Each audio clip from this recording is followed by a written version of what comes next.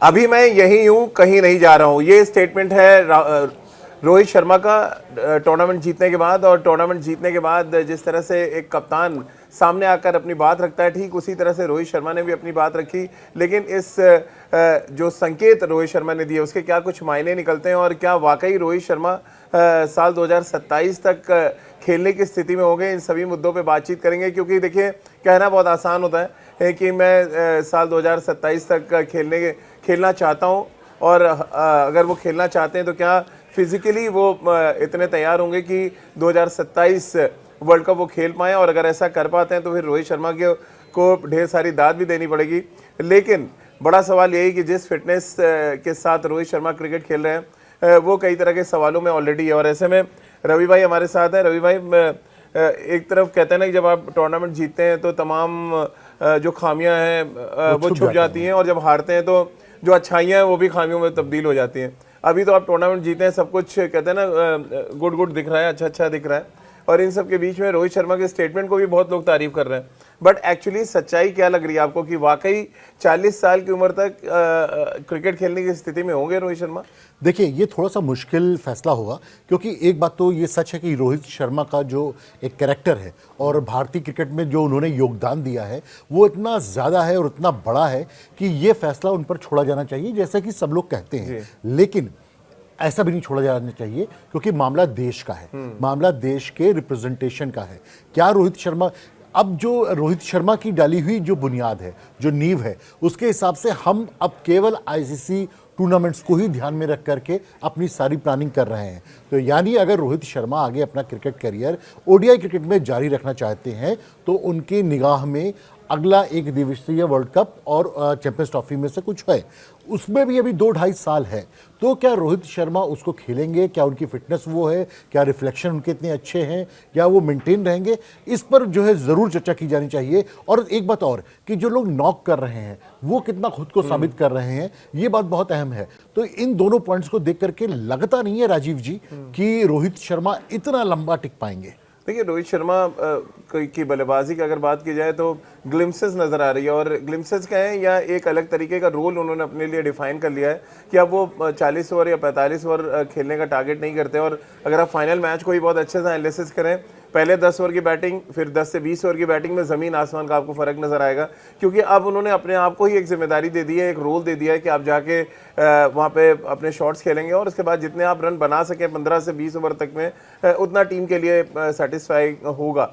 लेकिन क्या ये इतना ही बहुत है? सुनील गावस्कर ने तो ये भी कहा कि 15-20 रन से एक ओपनर का काम नहीं चलता। और फिर अगले मैच में हालांकि उन्होंने 70+ की पारी खेल दी, बट कितना सेटिस्फाइंग लगा। और देखिए, 40 साल की एज में बहुत क्रिकेटर्स ने खेला है। जॉन ट्राइकोस ने तो कप्तानी करी है जिम्बाब्वे के लिए। महेंद्र सिंह धोनी अभी 42 साल की एज में आईपीएल खेल रहे हैं। एज को मैं बहुत ज़्यादा मैं भी मायने नहीं देता, क्योंकि ये स्किल गेम है।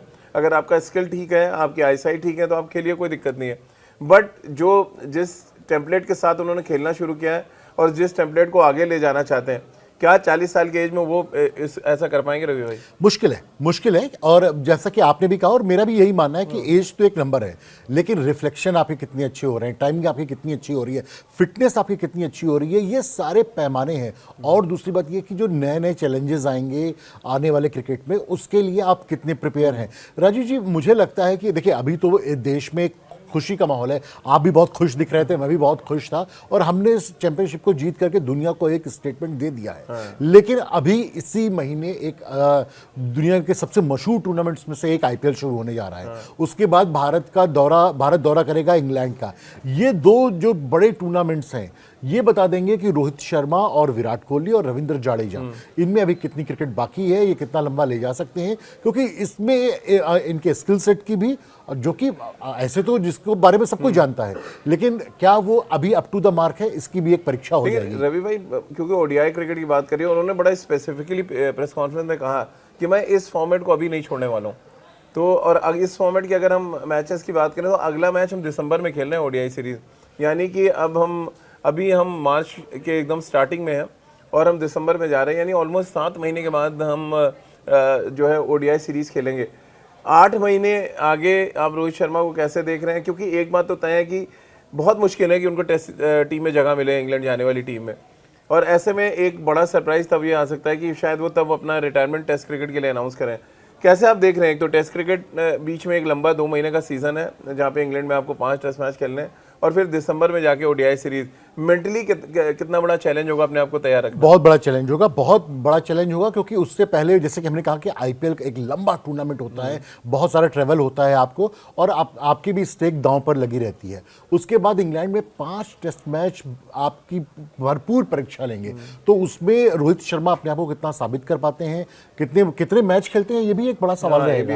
ये भी एक बड़ा सवाल रहेगा कि वो टेस्ट मैच के कितने मैच खेलते हैं, क्योंकि हमने खुद देखा कि टेस्ट में अपनी फॉर्म की वजह से उन्होंने खुद को बैक किया और आखिरी टेस्ट मैच नहीं खेले थे बॉर्डर गावस्कर ट्रॉफी में। तो कितने मैच खेलते हैं, कितनी उनकी फिटनेस रहती है और फिर क्या वो परफॉर्म कर पाते हैं, ये बड़ा सवाल रहेगा। हाँ, ये सच है कि फॉर्मेट्स अलग अलग होते हैं, T20 से उन्होंने रिटायरमेंट ले लिया, टेस्ट एक अलग फॉर्मेट है और ओडीआई बहुत बाद में आएगा, लेकिन क्रिकेटर टच में है कि नहीं है, उसके रिफ्लेक्शन अच्छे हैं कि नहीं है, टाइमिंग सही लग रही है कि नहीं लग रही है, फिटनेस कैसी है, मेंटल स्ट्रेंथ कैसी है, इन सभी बातों की टेस्टिंग होगी आने वाले इस वक्त में। तो इसलिए इतनी लंबी दूरी की सोची, और उसके लिए क्योंकि भाई राजीव जी, एक कंपटीशन तो है। हाँ बिल्कुल है। रोहित शर्मा का ओपनिंग स्लॉट है, कंपटीशन है उनके साथ, टीम में नए लोग तैयार हैं आने के लिए, इसके अलावा कप्तानी के भी दावे हैं। रोहित शर्मा ने बहुत शानदार सीरीज जीती, लेकिन आगे क्या? देखिए, मेरा सवाल घूम फिर के वहीं आ रहा है, क्योंकि जब उन्होंने ये बात कही कि मैं अभी कहीं नहीं जा रहा और मैं इस फॉर्मेट में अभी खेलना चाहता हूँ आगे, तो जहन में एक ही सवाल आ रहा था कि चलिए रिटायरमेंट को तो इन्होंने तमाचा मार दिया है, लेकिन ये तमाचा उन्होंने अपने बल्लेबाजी से मारा है या अपनी कप्तानी से? हाँ, ये आपने बड़ा ट्रिकी सवाल पूछा है, क्योंकि अगर बल्लेबाजी की आप बात करें तो पूरे टूर्नामेंट में एक मैच में उन्होंने बल्लेबाजी बहुत शानदार की और वो अच्छा मैच चुना, वो फाइनल था, और फाइनल में भारतीय टीम ने, वो प्लेयर ऑफ द मैच रहे और भारतीय टीम ने मैच जीता। लेकिन इस पूरे टूर्नामेंट में जो उन्होंने लगातार अच्छा किया वो है कप्तानी।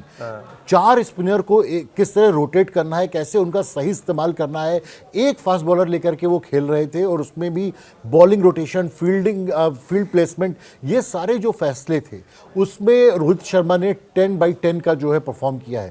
तो मुझे लगता है कि ये बल्लेबाज से ज्यादा एक कप्तान का करारा जवाब था जो उन्होंने दिया है। लेकिन हाँ, ये जवाब केवल अभी तक के लिए था, आगे उसको कैरी कर पाएंगे इसमें तो डाउट है। बिल्कुल, और इसी वजह से देखिए चैंपियंस ट्रॉफी हम जीते बिना कोई मैच हारे, हम अगर एक बड़ा टूर्नामेंट जीत रहे हैं तो ये दिखाता है कि न सिर्फ कप्तान बल्कि पूरी की पूरी टीम परफॉर्म कर रही थी, और नतीजा ये रहा कि हम ICC trophy back to back जीतने में कामयाब रहे। 2024 में T20 वर्ल्ड कप और 2025 में हमने चैंपियंस ट्रॉफी जीती है। और चलते चलते जो बात हम अक्सर करते हैं कि इस टीम में ऐसा क्या कुछ नज़र आ रहा है जिसकी वजह से हम साल 2027 की बात अभी से कर रहे हैं, एक कप्तान में ऐसा क्या कुछ नज़र आ रहा है जिसकी वजह से हम बात साल 2027 की कर रहे हैं। देखिए, कंक्लूजन करते करते थोड़ा सा मैं आपका समय लूँगा कि रोहित शर्मा के पास कहते हैं ना कि आप एक फॉर्मेट तो वो छोड़ चुके हैं, ओडीआई क्रिकेट बहुत कम है साल 2027 तक, अगर आप देखेंगे बहुत गिनती की सीरीज़ है, यानी कम मैचेस खेलें, और अगर अपने आप को प्रिजर्व करते हैं, यानी कि वो टेस्ट क्रिकेट नहीं खेलते, सिर्फ ओडीआई खेलना चाहते हैं, तो फिर मुझे लगता है, और इसमें कोई संदेह तब नहीं रहेगा कि जो लीडरशिप क्वालिटी उनके पास है और जो रोल वो तय कर रहे हैं, रवि भाई भी इससे इत्तेफाक रखेंगे कि जो एक 10 ओवर वाला रोल उन्होंने अपनाया और जो एक अलग तरीके का टेम्पलेट उन्होंने इंडियन टीम के लिए सेलेक्ट किया है, क्या पता और कोई बड़ी बात नहीं कि साल 2027 में भी वो रिटायरमेंट को तमाचा मारते नजर आए और वर्ल्ड कप खेलते हुए नजर आए, क्योंकि जो कुछ अंदाज और जो अंदाजे बयां उनका चैंपियंस ट्रॉफी जीतने के बाद था और जिस तरह का बॉडी लैंग्वेज था, वो हम सबको भी समझ आ रहा था, और कहीं ना कहीं वो इशारों में अपने आलोचकों को करारा जवाब भी दे रहे थे। बहुत बहुत शुक्रिया रवि भाई, थैंक यू।